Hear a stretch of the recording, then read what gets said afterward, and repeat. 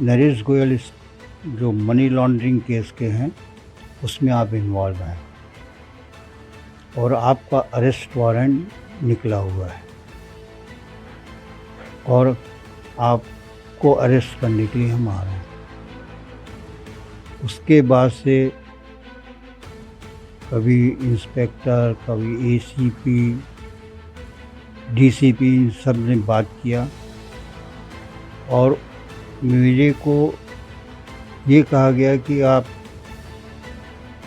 बिल्कुल हमारे उसमें हैं, बाहर अगर आप निकल नहीं सकते हैं नहीं तो आपको शूट कर दिया जाएगा।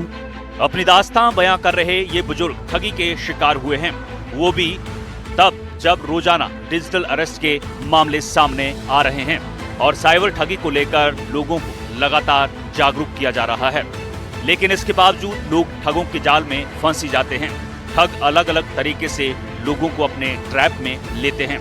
नया मामला जबलपुर और जांजगीर चांपा का है।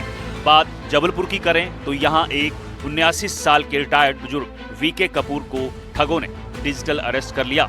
खुद को ठगों ने पुलिस अधिकारी बताया और वीके कपूर को मनी लॉन्ड्रिंग का आरोप लगाते हुए गिरफ्तारी की धमकी दी। 2 दिन तक बुजुर्ग को मोबाइल कैमरा ऑन रखकर मानसिक दबाव में रखा। बुजुर्ग के खाते से 45 लाख रुपए अपने बैंक खाते में ट्रांसफर करा लिए। इस मामले की शिकायत शुक्रवार को राज्य साइबर सेल को दी गई, लेकिन अभी तक 45 लाख लूटकर भी आरोपी पुलिस की गिरफ्त से बाहर हैं। पिता के साथ हुए इस हादसे को बेटे विशाल कपूर कुछ इस तरह से बयां कर रहे हैं। इनको मैंने जोर जबरदस्ती डाल के इन्हें थोड़ी आवाज़ थोड़ी बड़ी करके उनको बोला कि आप ये फ़ोन तुरंत काटिए, जो भी होगा देखा जाएगा, आप लेकिन तुरंत काटिए, इसके बाद हम एक भी पैसा आपको नहीं देंगे। उनको ये बोलिए और बाहर आइए।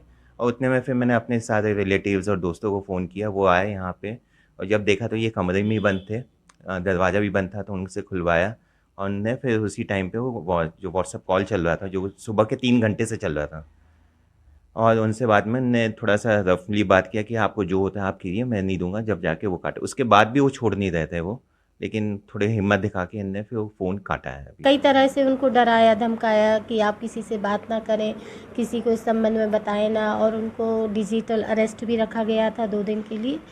जब वो आवेदक बहुत तरह से डर चुके थे और झूठे केस में फंसने के कारण फिर उन्होंने 17 तारीख को एक यस बैंक का खाता है कलकत्ता का, उसमें आरटीजीएस के माध्यम से 45 लाख रुपए उनसे डरा धमका कर ट्रांसफ़र करा लिए।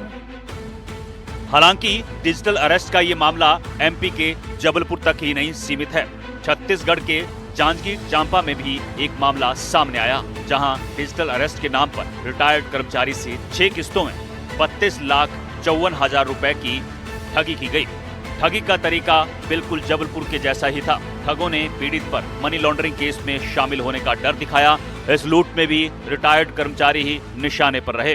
बहरहाल अब जरूरत है तो लोगों तक अधिक से अधिक जागरूकता फैलाने की, ताकि दोबारा कोई भी शख्स इन ठगों के जाल में न फंसे। जबलपुर और जांजगीर चांपा से संजीव चौधरी के साथ शैलेंद्र की रिपोर्ट। तो कई बड़े सवाल हैं, क्या सिर्फ जागरूकता काफ़ी है या क्या करना होगा, समझेंगे। हमारे साथ एक खास पैनल है, संजय साहल साहब हैं, पूर्व एडीजी, बहुत बहुत स्वागत है आपका। अरुबा कबीर जो है साइकोलॉजिस्ट, बहुत बहुत स्वागत है आपका। तुषारकर देवांगन साहब हैं, पीड़ित डिजिटल अरेस्ट के, आपका भी बहुत बहुत स्वागत है। NS नाप्यनाई साहब हैं, फाउंडर साइबर साथी, बहुत बहुत स्वागत है सर आपका। और हमारे सहयोगी संजीव चौधरी जबलपुर से। संजीव जी, सबसे पहले एक अपडेट, उसके बाद अपने मेहमानों के पास चलेंगे। जो अपडेट है वो है वीके कपूर साहब, जो लगातार 3 दिन तक डिजिटल अरेस्ट बने थे। वो बहुत गहरे सदमे में है।